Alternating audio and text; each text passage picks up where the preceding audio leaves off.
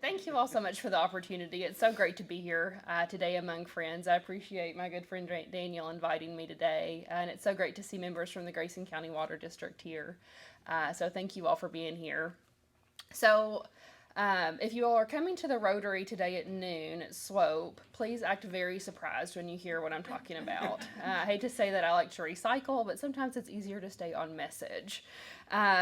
Here's the bottom line. The House majority is committed to making Kentucky the 21st century's place to live, work, and raise a family while preserving values and traditions that make us who we are in the Commonwealth. We have major challenges, but we also have incredible opportunities. Kentuckians deserve a government that will put them first and help them realize their potential. As you know, we'll reconvene on February 7th, and because this is an odd year, we will meet for 26 days because it's a 30-day session. Now, generally, folks will say, why March 30th rather than March 31st? That's the day we have to sine die and adjourn by.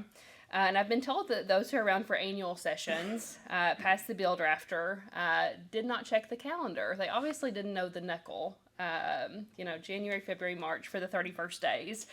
So whether it's true or not, it makes for a good story. So we have to be done with all of our legislative business by March 30th. Now, this will be the first session in 4 years, and honestly, since I've gotten elected in 2019, that our agenda hasn't been dominated by a budget, a pandemic, or redistricting. And you're likely going to see us shape this session into more of a traditional session, as Senator Meredith shared. Now, that's the hope. We'll see, day 25 comes and everything hits the fan. So, fingers crossed for a normal session, but, we're going to see.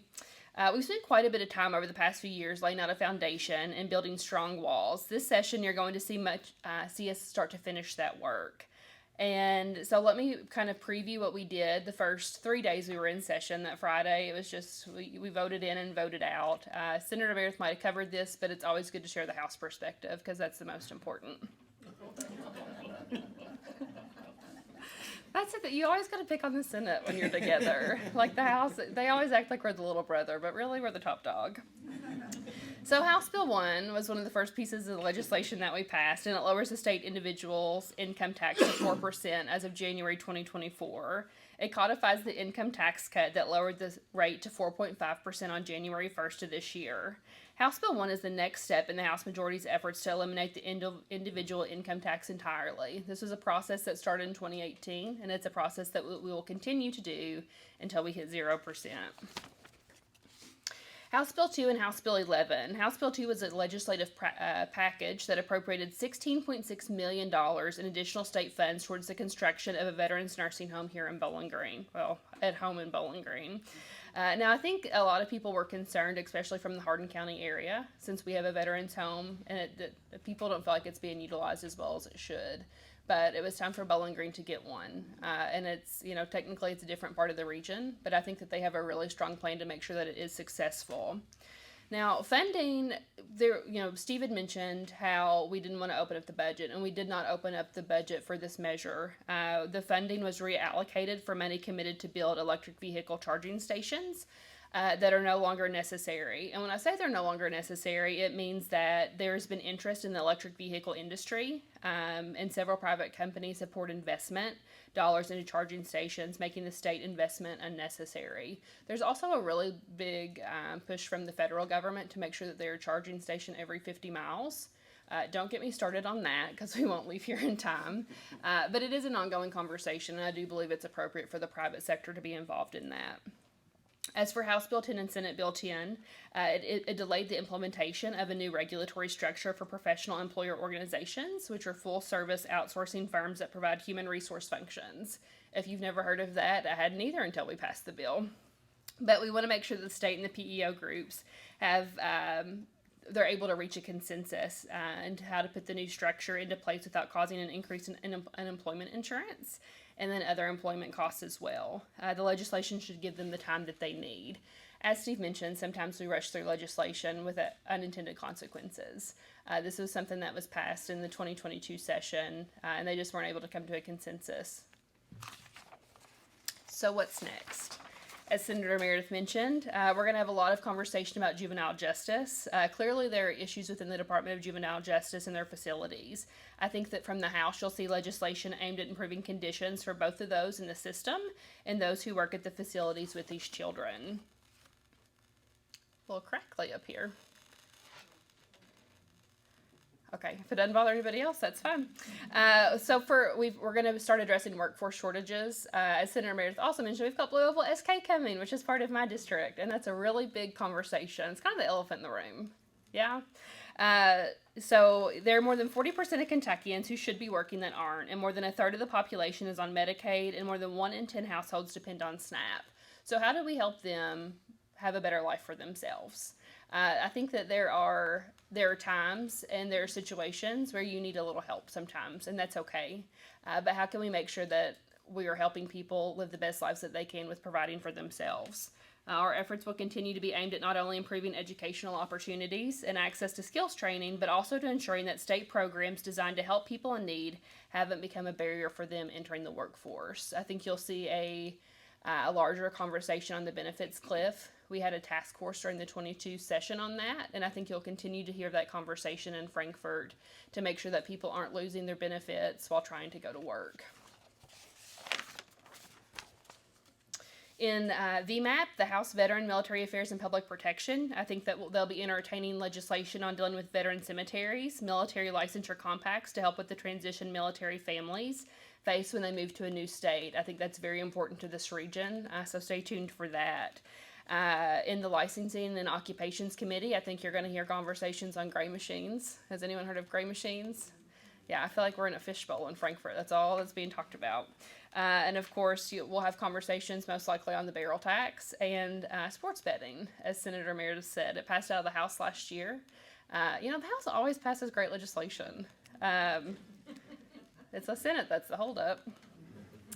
As for families and children, I am proud to be the chairwoman of this new committee. Previously, it was Health and Family Services, and now it's been split up because the issues have just gotten so large, and so they deserve the time that they need. So this session, I really don't plan on doing a lot in families and children. I want to stay true to the 2023 session with it being a 30-day session and not passing a lot. The biggest thing that we're going to be doing is learning and educating ourselves as committee members on what public assistance programs that the state offers. It tends to be in Frankfort, sometimes we complain a lot, but we don't really understand what the function is. And so my goal is to make sure that we are understanding the function and the purpose of those programs. We'll also be evaluating the need to move child support from CHFS to the Attorney General's office. This is because there's such a backlog of money for child support, and child support goes to kids that are in need. It goes to the family, it goes to the kids that it helps the single parents raise them. So it's important that money's getting to them. In judiciary, that's also going to be a conversation, child support reform, and to help reform the current child support system. It's really not something that you can just change, and there's a big local conversation about it with the county attorneys, but I think it's something that needs to be done because we want to make sure that kids are being taken care of.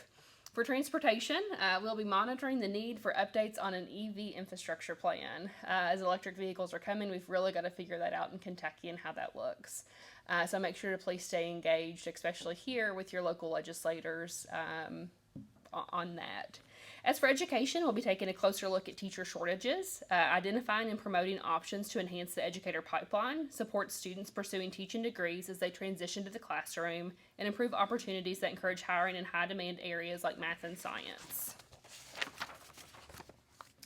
And that's it. That's all we're going to do this session. I'm sure that there will be a lot more that comes up. Unfortunately, things pop up and we can never plan for that. But I really do encourage each of you all as local officials. We've got several new members, especially here in Hardin County. We've got Senator Matt Deneen and Representative Steve Bratcher in the back. Get to know your local elected officials. It's so important to have the ongoing dialogue. Figure out the best way to communicate with them during session. I'm much more easy to text during session, so I can read it. Emails, they get lost in the abyss. Are you all like that too? So make sure, have the contact information, the best way to get in contact with them, and let them know about bills that are important to them. That's how I try to be a successful, I don't know if you all consider me a successful legislator. That's how I feel like I can be the most successful representing my constituents, is if I can have different people that are just experts in the field. So if I have a question about the water district, I'm going to contact Jeremy Woosley. And he's really good about texting me and letting me know if there are issues or anything that's going to pop up. Rick Games is great about contacting me. Just make sure you have that contact information because it's really important for us. There's so many bills. As Senator Bear said, there's so many bills that come, and every bill is important to one person, right? Somebody, most likely in your legislative district. And so make sure to be able to let us know. And even if we might not agree with your position, it's okay. That's the beauty of a democracy, right? Being able to have conversations and hear other perspectives, but also being able to share why we might have a disagreement on that. So thank you all for the opportunity. I'm happy to answer any questions that anyone could have. I must be your favorite. Thank you all.